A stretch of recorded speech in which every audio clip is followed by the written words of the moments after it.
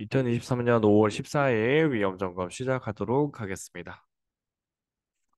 지난주와 동일하고요. 지난주 내용을 조금 수정을 했고요. 실적은 제외된 상태입니다. 실적 충격은 리세션이 터지고 난 다음에 올 거라고 보고 있고요.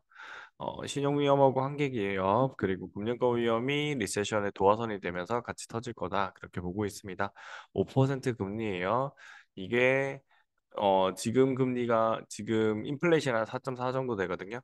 그러니까 4.4로 나왔고 미국 기준이에요. 그래서 이 높은 인플레이션이 내려가면 서서히 사그라들면 얘가 자연스럽게 따라 내려갈 겁니다. 여튼 이게 서서히 사그라들든 아니면 이벤트가 터져가지고 얘가 팍 사라져서 거의 0에 가까워지든 전부 다 뭐예요? 인플레이션이 사라지는 거죠. 그 이유가 와야 5%가 되는데 저는 이게 한꺼번에 사라지기가 힘들다라고 봅니다. 네, 그래서 한꺼번에 사라지는 방향이 나오려면 결국엔 안 좋은 악성 이벤트, 신용위험이나 한계기업, 금융권. 그래서 작년에 계속 경매 이야기를 한 거고요. 올해까지 영향을 미치고 있습니다. 결국에는 예측대로 됐는데 좀 그렇게 속 기분 좋지는 않습니다. 이렇게 되면 경매가 나온다는 거는 이거와 관련된 피해를 보는 집단이 생기는 거고요. 그게 전세 사기랑 직접적으로 연결됩니다.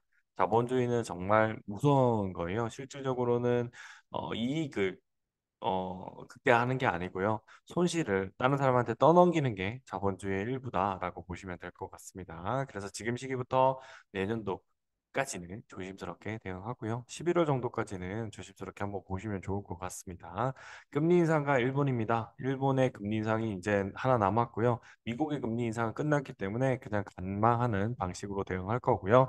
그리고 중국 부동산 은행도 계속 지켜보고 미국 중소형 은행 위험은 오늘까지는 이렇게 하는데 내일 다음 주부터는 여기다 넣어서 같이 보도록 하겠습니다. 그래서 결국에는 위험 4개로 간소화되고 있죠. 파란색은 이 상황이 터질 때까지 지금의 박스권에서 큰 이벤트가 터질 때까지는 파란색으로 나오다가 혹은 11월입니다. 11월 전에 안 나오면 11월에는 다시 중립기업을 받고 시장 대응을 해보도록 하겠습니다.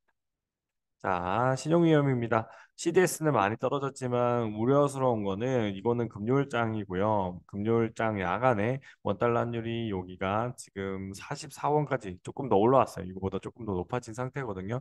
그러니까 상당히 위험한 상태고 고인플레이션과 여기 통화기축 강화 이거인 상태로 유지를 하고 있기 때문에 이게 내려와야만 시장이 괜찮아집니다. 신용위험과 은행 불안권 재현이라고 돼 있는데 이게 두 개밖에 안 된다니까 아직 안 좋은 거예요. 얘가 꽝 하고 위로 올라와야 얘가 내려올 수 있다라고 보시면 될 것 같고요. CDS는 터키는 줄어드는 거 맞아요. 그 남아공 높아진 거고 우리나라도 낮아졌지만 다시 높아진 그런 분위기고 주말간의 결과로 봤을 땐 다시 원상복귀가 됐다는 걸 확인하실 수가 있습니다. 그리고 덴마크 쪽에서도 그러니까 신용 위험이 괜찮았던 회사들까지도 조금 힘들어지는 거고 독일은 그래도 긍정적으로 나오고 있네요. 그다음에 일본 한번 체크할까요? 일본은 그 완화 정책을 유지를 하다 보니까 긍정적이고 미국 같은 입장에서는 오히려 조금 높아지는 그렇게 큰 변화는 아닌 것 같습니다. 그런 상황이라고 보시면 될 것 같고 신용 위험 자체는 그냥 준수한 상태입니다. 만약에 여기서 원달러 환율이 1350원 돌파하고 우리나라 CDS가 50 이상으로 다시 솟구칠 때는 조심스럽게 시장 대응을 해주시면 좋을 것 같습니다. 한국은행 통계에서 대출 금리는 조금 떨어진 상태가 되는데 이제 문제는 뭐냐면 불안한 환율이 얘기를 해요. 경기 회복이 나와야 되는데 회복 전에 한번 침체가 제대로 와야 갈 거라고 보는 거고요. 전기차 시장, 옥석 가리기 시장, 그다음에 중기 상호상국의 대출이 37조 원. 이런 것들이 부정적이고요. 실질적으로 제2금융권은 감소했는데 그게 다 어디로 갔다고요? 1금융권으로 저리로 바뀌었습니다. 이게 악성 대출만 아니면 긍정적인 거고요. 왜냐하면 제2금융권이 이런 대출들까지도 같이 도와서로 넘어가기 때문에 그러면 남은 건 뭐냐면 제2금융권에서 채무 리스크가 한번 터진다. 이렇게 보시면 될 것 같은 느낌이 계속 드네요. 여기가 터져도 우량 자산은 여기로 넘어왔으니까 우량하지 않은 녀석들이 여기 남은 거니까 악성적인 것만 있겠죠. 그러나 골문 상처만 돌려내는 그런 모습이 나오지 않을까 그렇게 보입니다. 그래서 전체적으로 시장 분위기는 안 좋은 상태예요.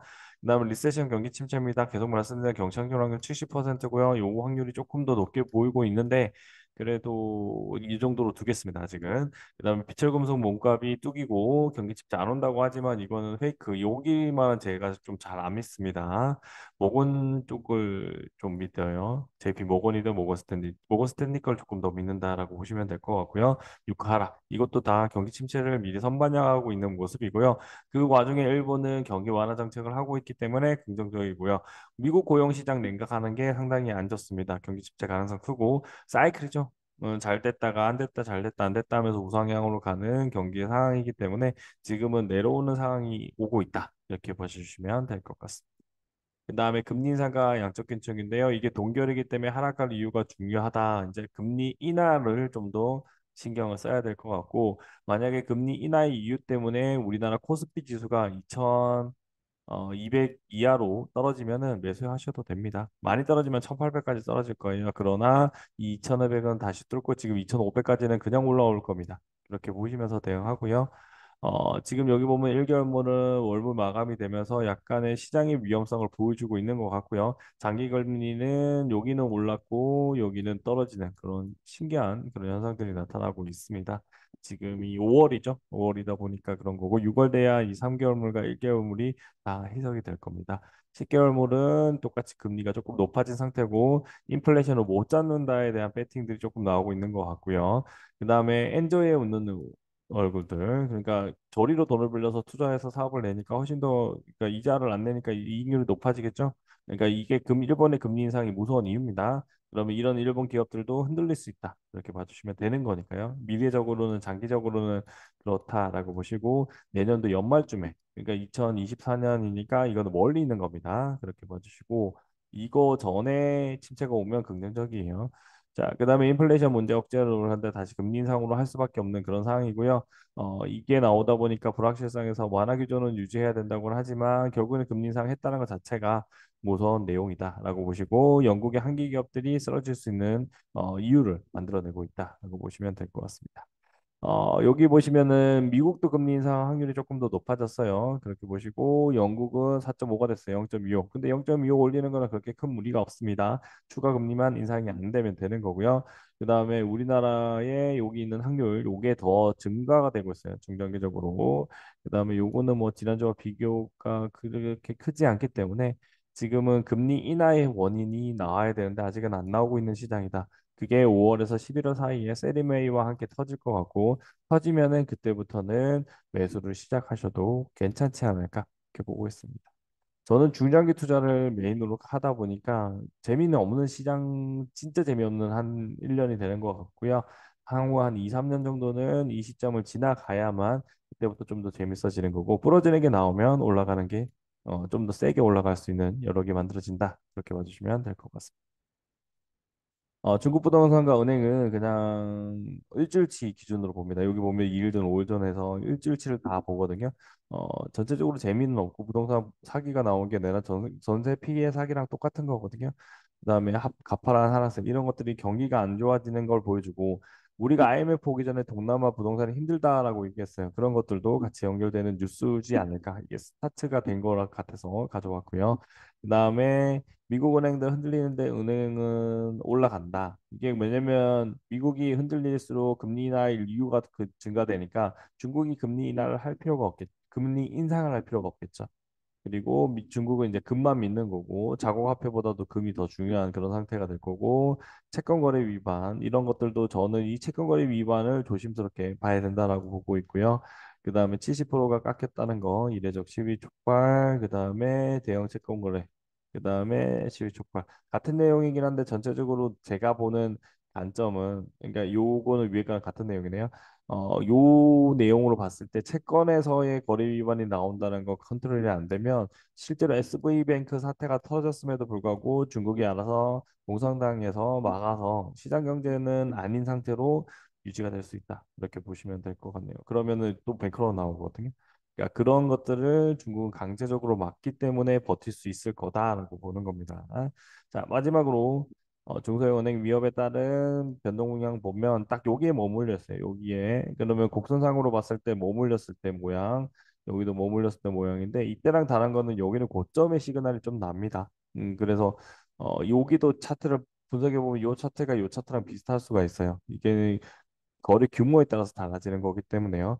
그래서 여기서 이게 맞았다면 좀 세게 떨어질 수 있는 구간에 와 있다. 그 정도로 보시면 될 것 같고 지금 요거를 장기로 썼을 땐 요 라인이니까 요걸 뚫고 올라가야 되는 양봉이 나야 되는데 양봉이 나오기가 힘들다.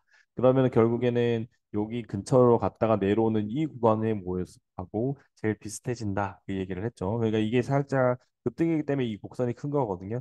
그렇기 때문에 여기 살짝 올라가더라도 내려와서 다시 요 한번 바닥을 찧어주고 올라가는. 그리고 요 구간이 금리가 인하하는 이유가 나올 거고 인하하는 이유가 나오고 나면 어 한국도 그렇고 저 글로벌 전체 시장이 금리를 인하하면서 양적 완화 정책이 나올 겁니다. 그렇게 봐주시면 될 것 같네요. 미국은행 일단 파산, 연준 고강도 긴축 후유증 이제 나오고 있는 거고 이제 나오고 있는 겁니다. 실제로 베어스타스 파산하고 1년 걸린 것처럼 이번에도 SV뱅크 파산하고 이제 한 2개월 지난 거예요. 그러면 아직 8개월의 텀이 있다라고 보시면 됩니다. 자, 미국 금융 불안 해결되지 않았고 이렇게 많은 자산 굴리는 캐피탈 회사도 이렇게 지분 확대하고요. 이런 건 긍정적인 거예요. 이런 회사들은 다각화가 메인이기 때문에 이런 회사들의 지분을 확보해야 되고 미국 상업용 부동산에 침체가 있다라고 생각을 하고 있습니다. 그래서 중소형 은행들도 힘든데 이런 구조가 어떻게 된다고요? 한국저축은행과 구조가 비슷합니다. 그러면 구조가 비슷하면 비슷한 현상으로 시장에서 안 좋은 악재로 나올 수 있다. 이렇게 봐주시면 될 것 같습니다. 이번 주 영상도 여기 하고요. 여기까지 하고 크게 변한 건 없습니다. 지금 이제 저는 부러지는 시장을 기다리고 있고 그 시장이 오기 전까지는 차곡차곡 수익이 나는 녀석들 팔아서 현금 보유를 10에서 최대한은 30에서 40까지 준비를 할 예정입니다. 투자하기는 좀 사나운 시점이니까 투자를 안 하셔도 되고요. 나중에 금리를 인하할 이유가 나오는 거 확인하시고 들어가셔도 충분하다. 이렇게 보시면서 시장 대응 해주시면 될 것 같습니다. 감사합니다.